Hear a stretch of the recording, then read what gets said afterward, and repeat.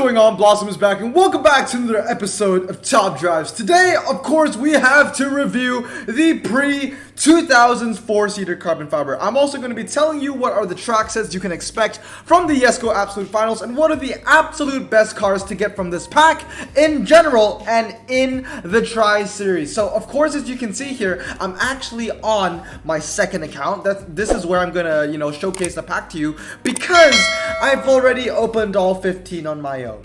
So stay tuned for that. In the next couple of days, I'll be posting how my 15 carbon fibers went. I think tomorrow will be a 22 carbon fiber pack opening. But for today, we're going to be reviewing the pack where I give you my thoughts and share with you my review on what I think the best cars are going to be. So let's look at the carpool. So we have to enter the YESCO Absolute Finals, which I'm already in on my second account. And as you can see, I'm just using this. This is my hand. It's literally like 4 ultra rares, 1 epic, all stock, because everything in this garage is stock besides like Hollywood and a couple of ultra rares. So let's go PRE-2000 non-prize car, and let's select all prize cars, and basically these are all the cars that we can get from the carbon fiber. But before we get into this, I just want to tell you what the track sets are for the final. Now the track sets are a little disappointing depending on what you were hoping on. If you were an owner of a 959 or an R34, these would be really depressing track sets, because people were hoping for some wet, for that 4-wheel drive capability, because if not, the BTR would run riot.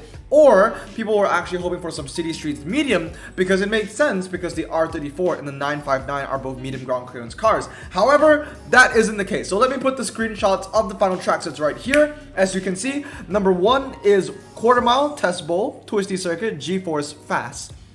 Number 2, 30 to 130, which is crazy. Indoor karting, 1 mile slalom, and 0 to 120. Those are some crazy track sets, very long track sets, MRA based.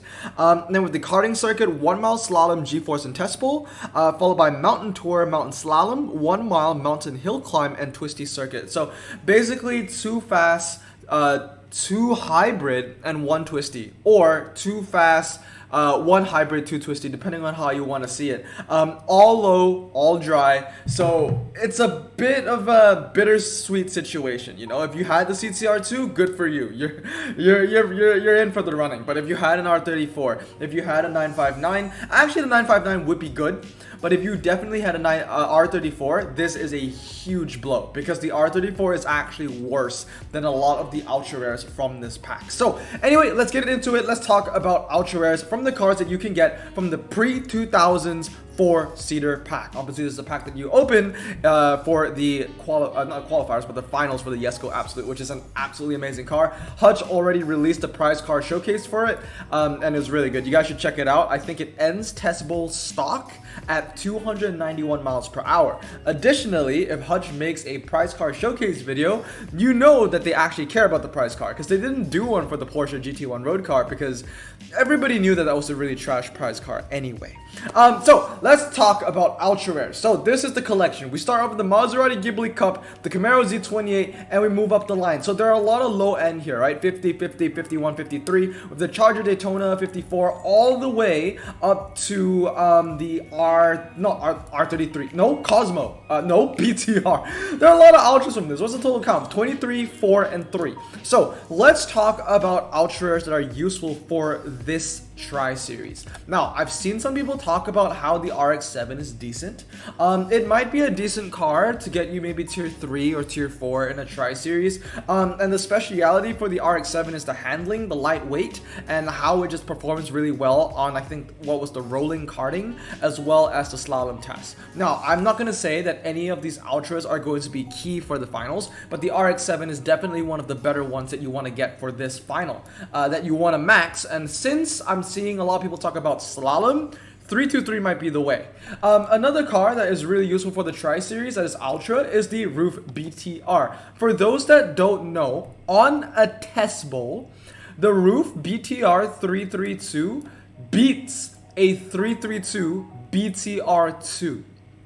I'm dead serious. The BTR beats the BTR2 if they're both 332 on the testable track set, which is absolutely insane. It just shows how amazing of an ultra rare this thing is. So this is a key car for the final, and I would say borderline, not only like tier 3, tier 4, it might be tier 3, tier 2, definitely not tier 1, but maybe if you're lucky with your brackets, you might be able to win the Yesco with one BTR in your hand, but you will need a fantastic set of 4 other cars to go alongside with the BTR. Anyway, so that's it. Only 2 key ultras for this final. I would say it's the RX-7 as well as the BTR. Some people were talking about the Daytona and how the Daytona is also pretty good.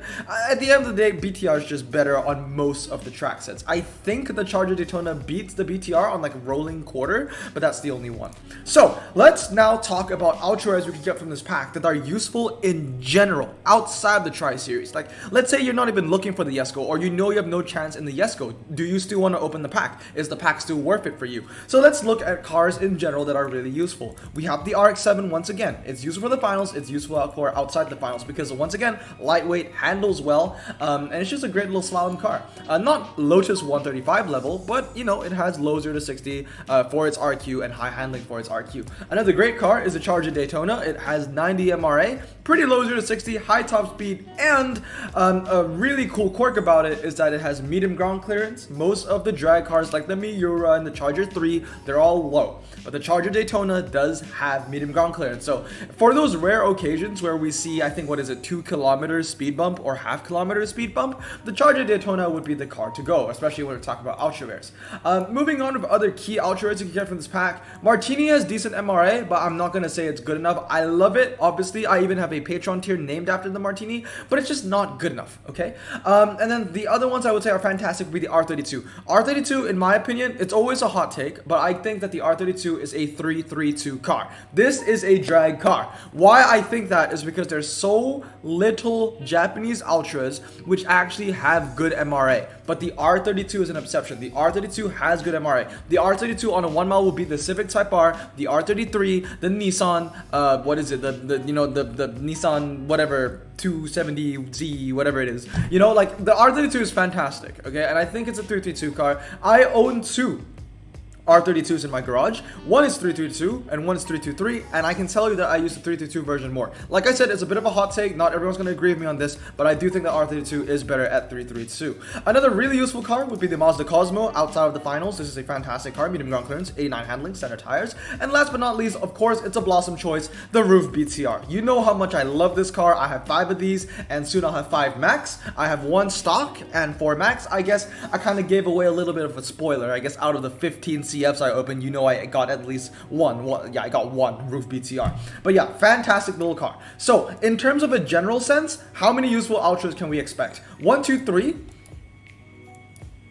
4, 5. 5, and then 2 for the Tri-Series. Alright, so same thing, but let's move on to the epics. So in the Tri-Series, I would say that these 3 are the most useful. The 911 Turbo, BTR2, and the RCT. Like I said earlier, the R34, completely useless. You don't want to use that. But the 911, BTR2, RCT, those are the best. But I would say in terms of key, the BTR2 and the RCT. The BTR2 is going to be the car that you want to use with the twisty track sets, and when you think about it, it has the second highest handling, tied with the 911 Turbo Legend, and also only 1 less than the CTR2 Legend, and it even handles better than the 959, right? And then the RCT is kind of the car that you want to use for the drag, because this thing has 93 MRA, and that's why I was so happy that I got this from the prelims.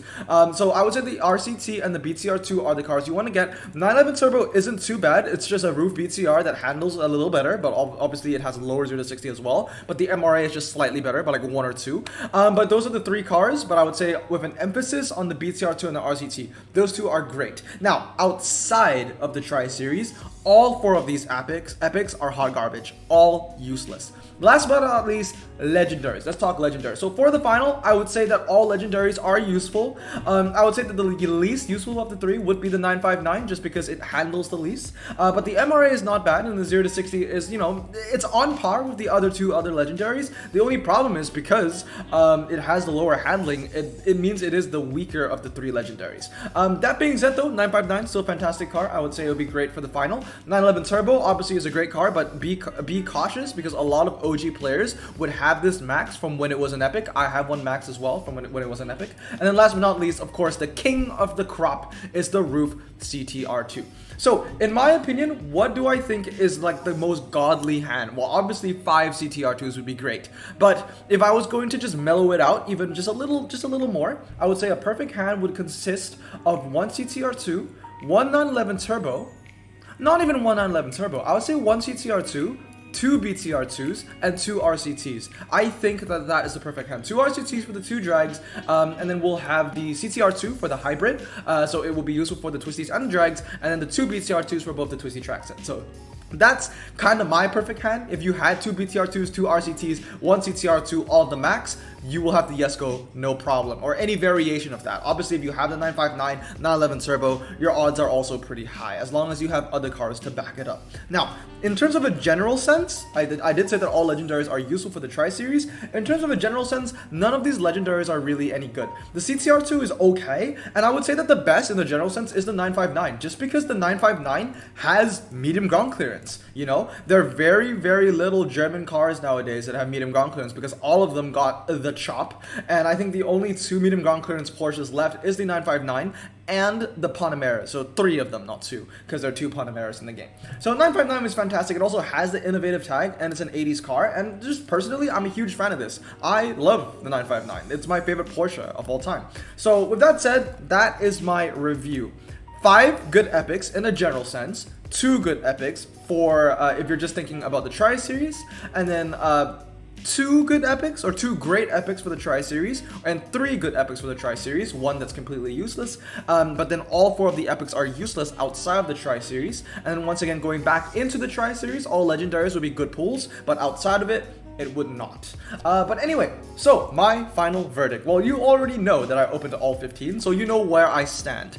Not that it's a good pack, but I want the Yesco Absolute. Because I want the Yesco Absolute, I open up all 15. And that's going to be the same for a lot of you guys watching. If you want the Yesco Absolute, it really doesn't matter if the pack is trash or not. Because the reality is, this is a bad pack. The cards you can get from this are really bad. But at the end of the day, we are racing for the Yesco Absolute. So yes, open this pack if you want the best chances of winning one of the best cars in the game. One of the best prize cars that have been given out in 2021 as well.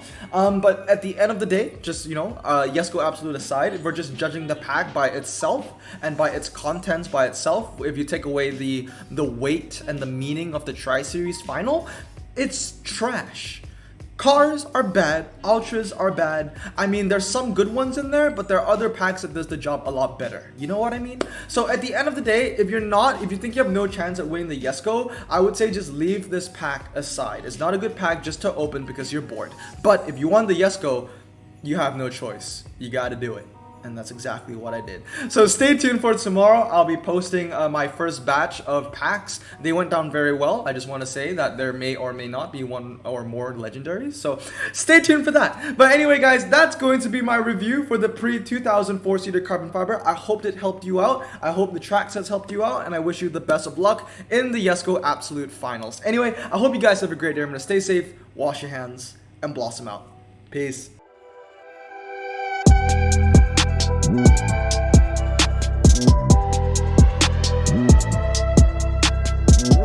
I bring the toast in the back and we going berserk with the guns on the rack, and we taking account to the sound of the crack. Running from us with the pop and the, cause we're making the moves and the sound of the P. Calling the shots, a bitch looking at me, and we taking account to the flow in the back with the drop in the cash. You know this ain't a prank. Moving like water, talking with fire. Bounce back undercover to mama's desire. Keep riding the flames like a man on a mission. Rejected again, but you better go listen. Pop up at Billy, run up the Billy. My face on the boards and you all gonna see me. I whip my wrist to look dicey as Yachty. Flexing the club, something sincerely Louis. Hey. Yeah, hey, yeah. What you